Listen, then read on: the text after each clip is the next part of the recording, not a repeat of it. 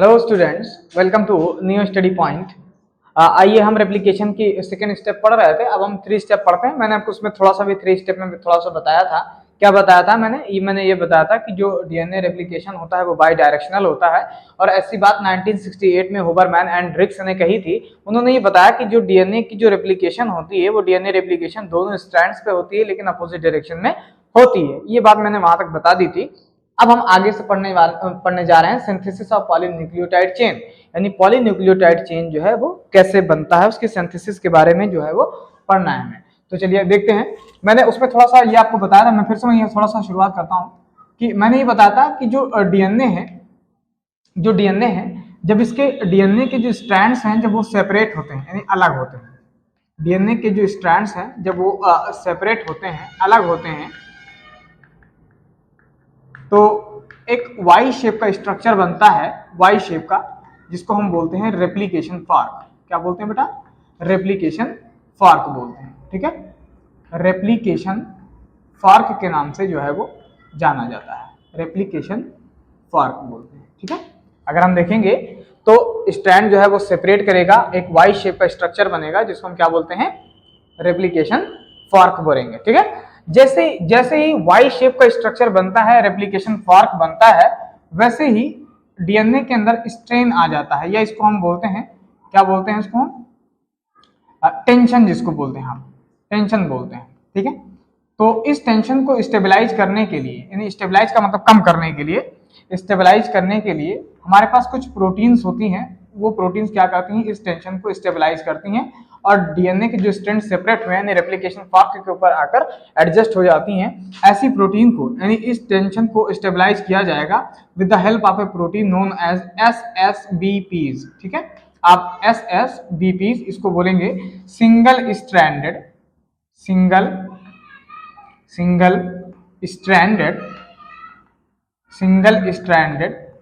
Binding protein.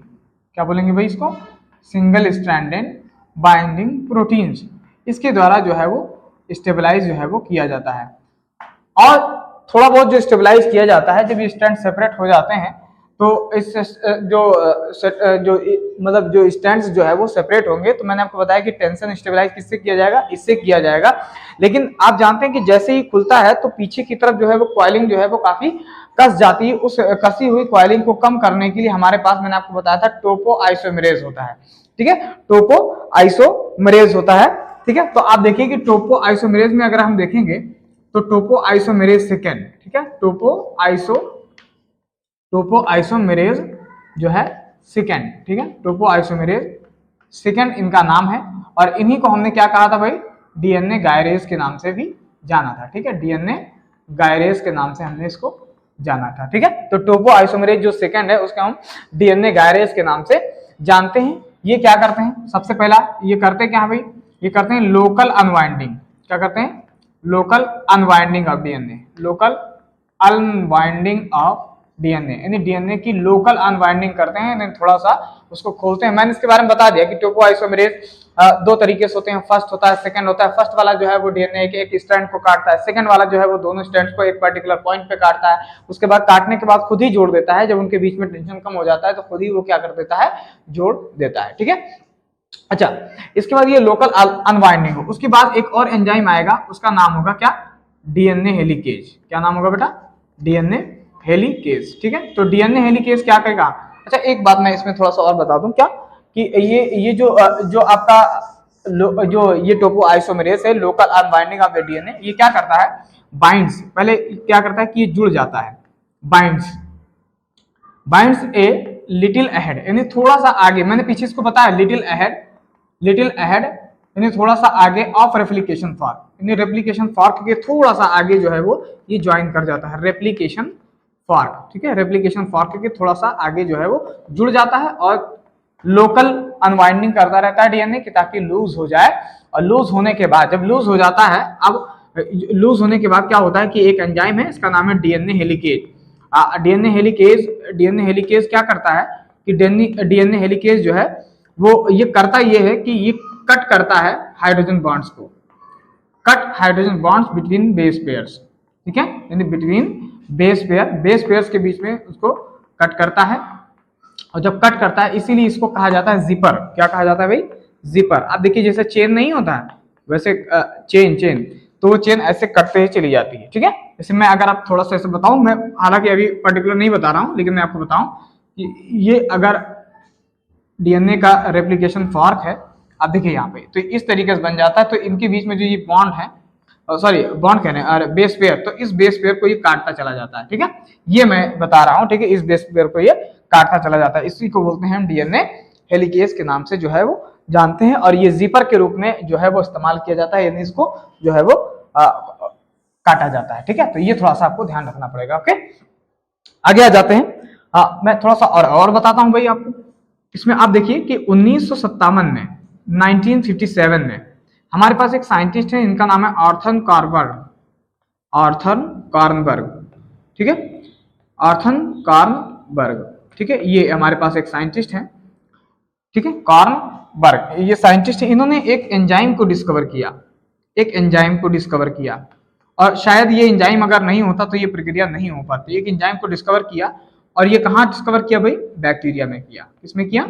Bacteria में किया। इन्होंने क्या कहा कि ये जो एंजाइम बैक्टीरिया के अंदर पाया जाता है, इसके पास एबिलिटी है। एबिलिटी का मतलब होता है योग्यता, एबिलिटी ऑफ रेप्लिकेट, ठीक है। ऑफ ना लिखें, आप टू लिख दें, एबिलिटी टू रेप्लिकेट, यानी इसके पास रेप्लिकेशन की जो है एबिलिटी है, क्षमता है।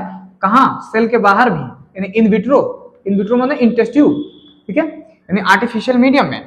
लेकिन कब है ये खासियत थी? कब है?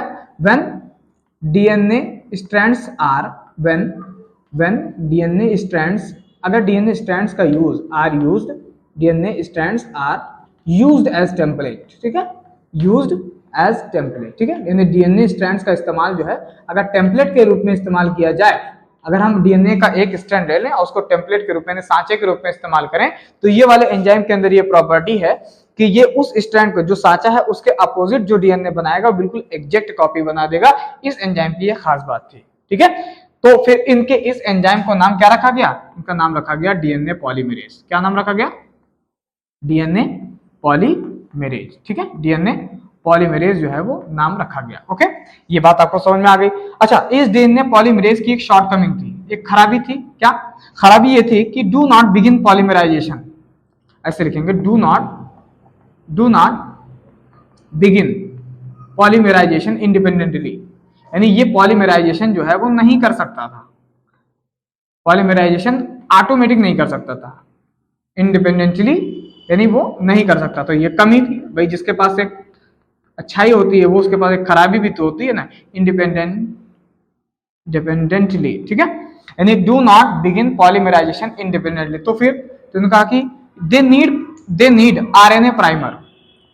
एक और मामला आ गया, अब दे नीड आरएनए प्राइमर, यानी इनको क्या चाहिए था? एक RNA, they need RNA primer, यानी इनको एक आरएनए प्राइमर की आवश्यकता पड़ी कि भाई आरएनए प्राइमर हमें चाहिए, तब हम स्टार्ट करेंगे। हम रेप्लिकेट तो करेंगे, लेकिन हमको कुछ अभी शुरुआत में थोड़ा सा कुछ दे दो। तो उसका नाम क्या रखा गया? आरएनए प्राइमर जो है वो रखा गया, और कहा कि यही जो है वो इसको क्या कर सकता है?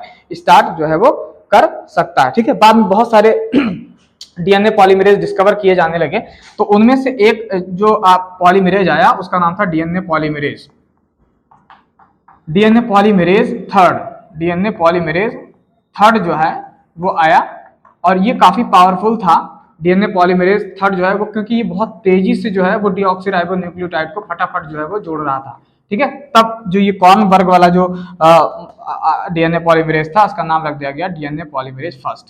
क्या नाम रख दिया गया? डीएनए पॉलीमरेज फर्स्ट जो है वो रख दिया गया, ठीक है। आगे बताइए, ये जो एंजाइम है ना, ये एक मेन एंजाइम है। आप ऐसा समझिए, डीएनए पॉलीमरेज एक मेन एंजाइम है, रेप्लिकेशन का मेन एंजाइम है। इसके अंदर खास बात ये है कि स्पेसिफिक है, स्पेसिफिक कह रहे हैं, इफिशियंट है। आप ऐसा समझिए कि ये इफिशियंट है। इफिशियंट का मतलब बहुत ज्यादा शक्तिशाली, आप ऐसा समझ सकते हैं। इफिशियंट क्यों है? क्योंकि लार्ज नंबर ऑफ न्यूक्लियोटाइड को ये ऐड कर देता है, लार्ज नंबर ऑफ न्यूक्लियोटाइड्स, ठीक है, large number of nucleotide are added in a very short time, ठीक है, आर एडेड